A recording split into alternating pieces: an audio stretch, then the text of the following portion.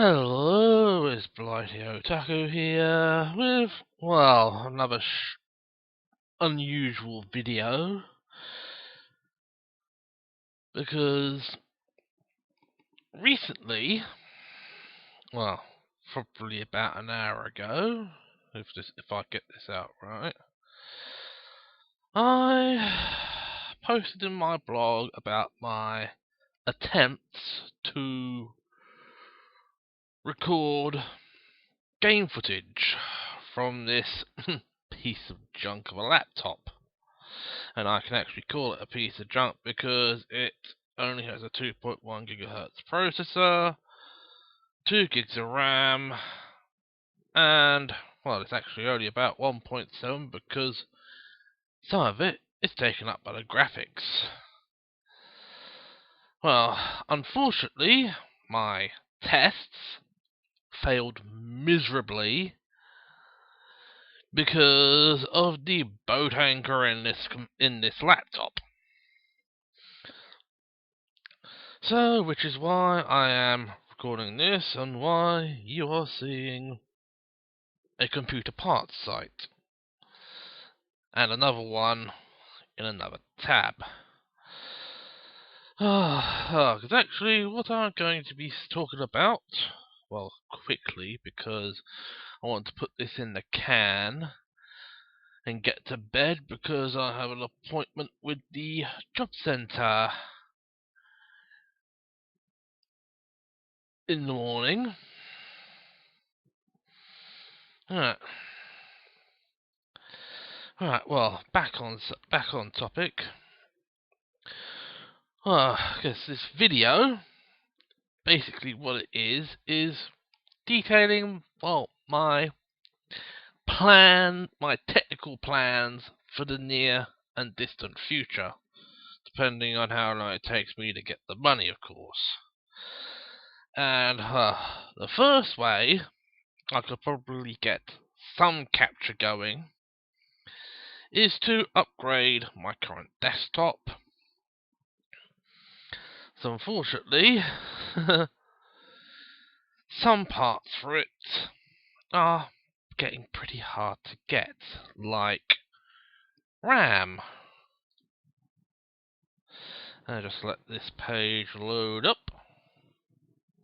I know that some people will probably have these all tabbed out, but with only 2 gigs of RAM on this thing, I don't want to push my luck. And as you can see, because I would need DDR2 for it, here, all their available DDR2 RAM is out of stock. And there's only two items there.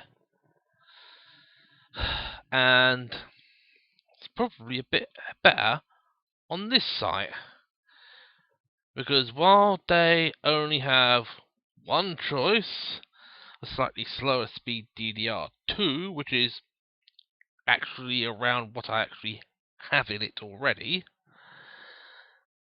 they do actually have Corsair 2 gig sticks of Corsair RAM, even though it's 800 megahertz, and it would be slowed down in my desktop because I want to max out the RAM as much as I can, which, well, 3713 plus you have to remember the £5.48 delivery charge. Now, I could actually go direct to Crucial, who actually have RAM in stock, but then I think this is probably cheaper, even with the delivery. But I digress. The other part I would need, because this would also be a modernizing project,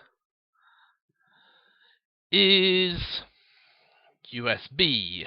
Because it has USB 2, but it also needs USB 3 because, alright, Hello. Thank you. Right, I'm gonna quickly, because this is where it is. Micro ATX.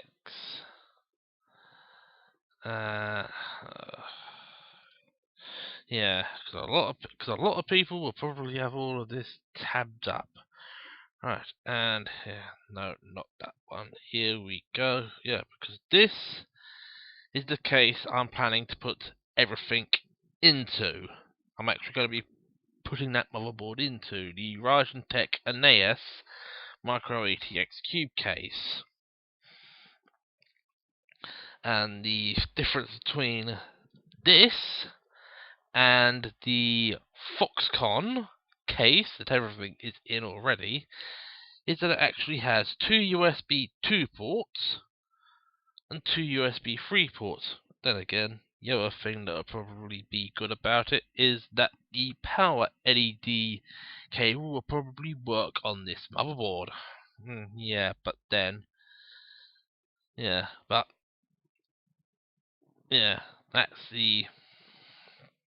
As I said, it has two USB 2, two USB 3, so naturally, now that this is loaded, I would need a USB 3 card. Which, right, scrolly, yeah, it's this one. Silverstone 4 port. It's, once this page decides to load up, 2 ports in the back, and a USB 3 header at the back, which I could then connect to the front ports. But there is another thing that I need to address, and that's the graphics. Because GT610 is not gonna cut it. And, once again, I had originally planned to stick an R7 360 in. Oh, the only good thing is, the one that I was actually planning to buy is back in stock. It's the Radeon R7 360 overclocked edition, although I think the processor is going to bottleneck the crap out of it. But then the problem here is, it's a dual slot card. So, that means... right. Bay converters brackets, I think that's the one. Right. Oh, yep, I think that's it. Yep. I'd also need to purchase this. The Streacon PCI Express 1X slot riser card adapter cable. And the good thing about this case is that it has a fifth PCIe slot on the back, on the actual case. So, what I can do, since it won't obstruct anything apart from the floppy disk connector on the board, is I can take the 1X adapter, plug it into the slot, route it over so that I can plug the USB 3 card into the last slot, and then plug in the graphics card, so both of these slots are covered by the graphics card, and the last slot, well, the next slot would be covered with the sound card, the last slot would be covered by the good old USB 3 card. So unfortunately, this stuff isn't going to be cheap, because it's going to cost around about £200, over £250 for all the parts, and that's the case, the USB 3 card, the graphics card, and the rise cable, and the the memory card reader that I'm planning to put in the front in place of the floppy drive on the current case. And I don't even think that all of that cost includes the monitor, because I'm going to have to get a new one because the graphics card won't have, don't think it would have a VGA. Right. Well, on to the second part, which is, well, the first actual more modern gaming PC. And I am actually going to be buying the case for that actually in a few weeks' time. Alright, give me a... oh, there it is. Alright, because this is basically going to be a budget system for the most part, and this is the case I'm planning to use. The Bitfinex Neo's ATX Tower case in black and blue, and it's going to be kind of like a little theme for this one, because depending on how the power supply cables run for the 24 or the 4 or 8 pin, I'll probably end up buying extender cables which are pre-sleeved. Well, because with this one, with it being a budget system,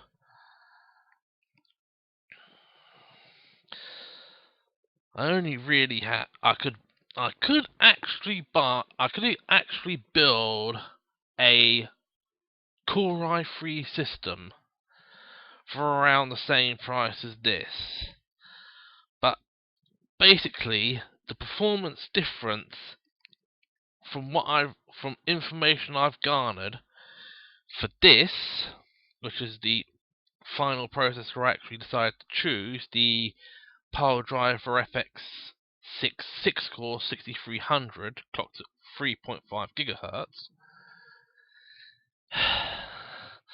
It's very minute, so I've just decided to stick with an AMD build for this one, but also this is still up in the air, because depending on what happens with socket AM4 and Zen and the AM4 APUs, I might end up changing this for an AM4 based processor.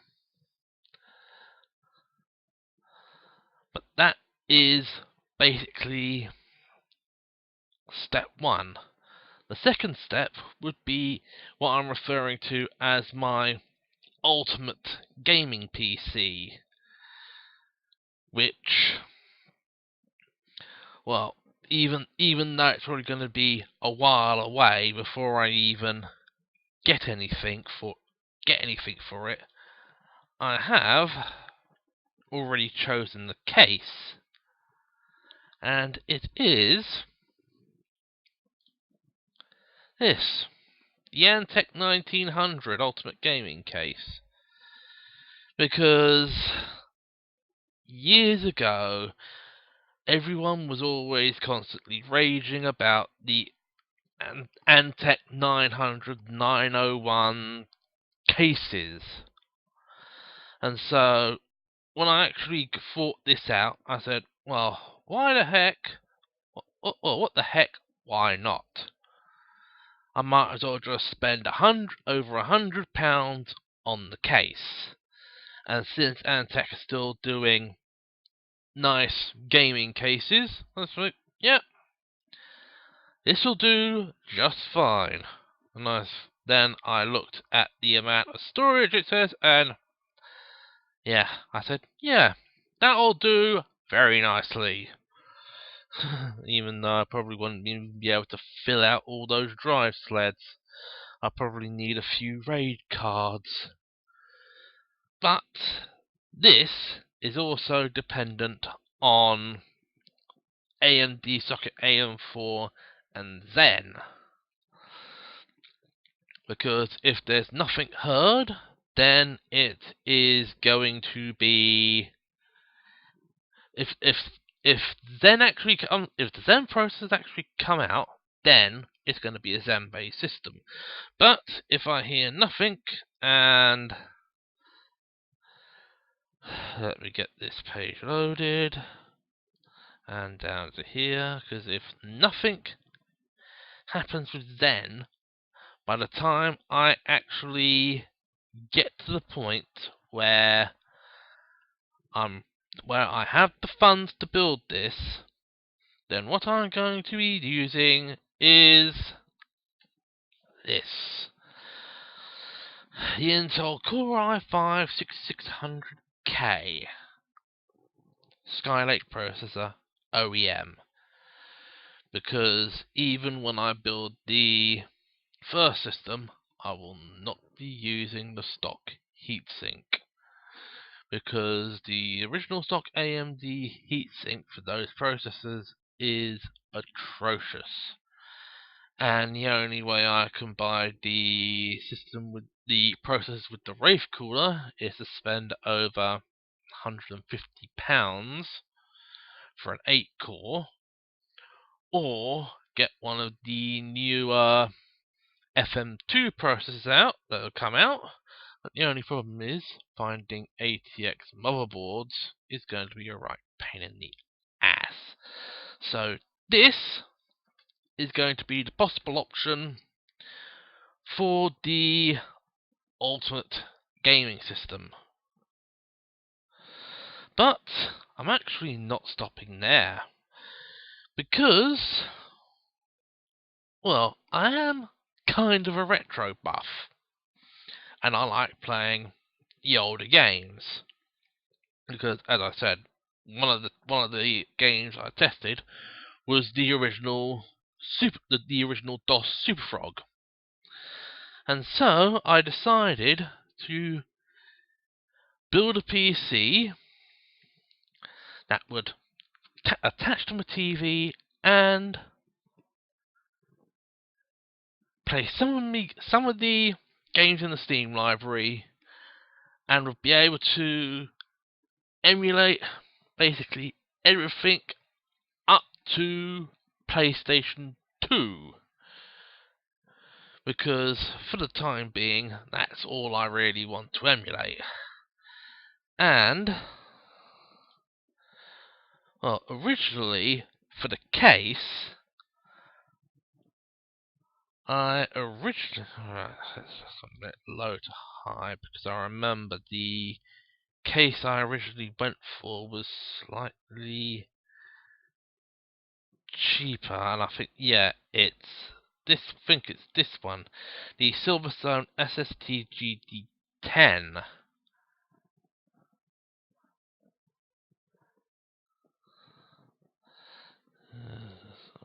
Yeah, that is it. But the only problem was that it has very limited drive storage, even though the motherboard I'd picked out for it has M.2 capabilities.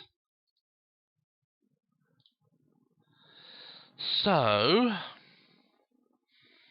I decided to look a bit further on, and actually looked a bit higher up in price, and I found this, the Silverstone Grandia GD07 home theater server case, and this thing is a brute. But also, it made me think about what else I could do, because this one has two 5¼ inch front drive bays and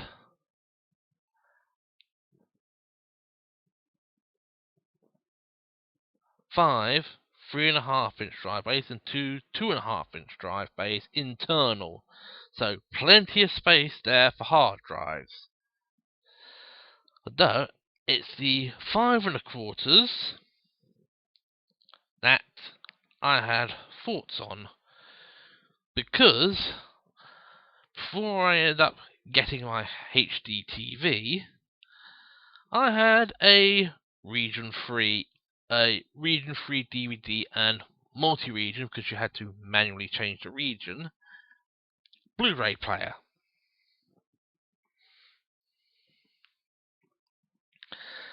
And just before I got my TV, that started to screw up. Put a disc in it. What disc it said. So basically, when I got the new TV, I had to get.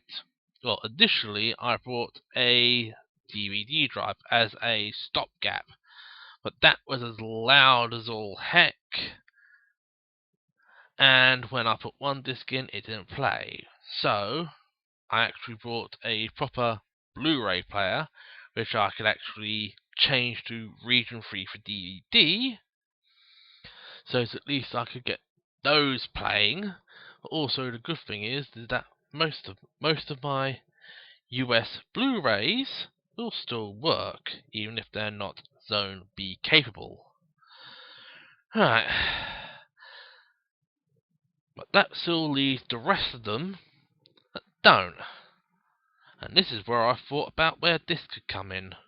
So what I'll probably do is I'll shove a couple of Blu-ray drives in the front, get some Blu-ray playback software, configure one of the drives to Zone A, one to Zone B, and Bob's your uncle. Although, well, I did actually ask for help with regards to picks for processor, and originally I went for an AMD build because, well, AMD's always worked for me. But what I was suggested to use was, hang on 1 minute, I got to rub me eye, was this, the Intel G3258. And I was actually told that this would be very good, especially with the PlayStation 2 emulator.